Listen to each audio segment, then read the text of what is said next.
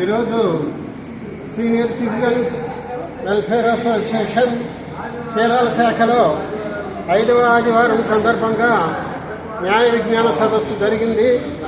ఈ సదస్సుకి సుప్రీంకోర్టు న్యాయవాది ఆయన గారు హాజరయ్యి అనేక జ్ఞానదాయక విషయాలు చెప్పారు. ప్రజల్లో న్యాయ విజ్ఞానాన్ని కలిగించవలసిన, విస్తృతంగా ప్రచారం చేయవలసిన బాధ్యత సీనియర్ సిటిజన్స్ మీద ఉన్నది. మరి ఈ సందర్భంగా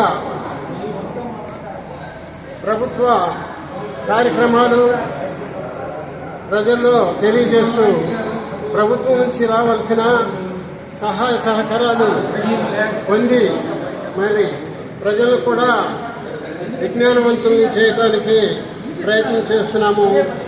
ఈ సందర్భంగా ధన్యవాదాలు తెలియజేస్తున్నాను.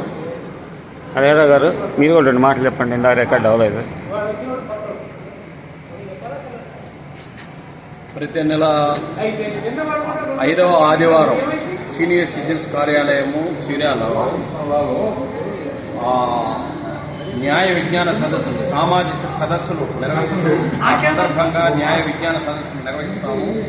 ఆ సందర్భంగా ప్రముఖ lawyer Ravi Abhilash, supreme court lawyer, వారు ఈరోజు మా సమావేశానికి ముఖ్య అతిథిగా వచ్చి వృద్ధుల సంరక్షణ చట్టం గురించి, ఆ చట్టాన్ని ఎలా ఉపయోగించుకోవాలన్న దాని గురించి వివరాలు చెప్పారు.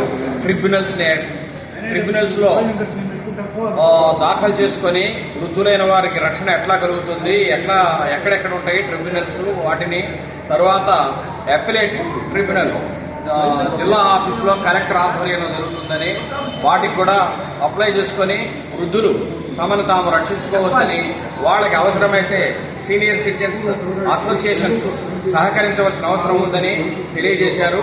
ఆ రకంగా మంచి సూచనలు ఇచ్చినందుకు వారికి ధన్యవాదాలు తెలియజేస్తున్నాము. ఈ రకంగా సీనియర్ సిటిజన్స్కి రక్షణ కలిగించాలని మేము మాకు అవకాశం ఉన్నంత వరకు సహాయ సహకారాలు అందిస్తూ ముందుకు జరుగుతున్నాము. Thank you.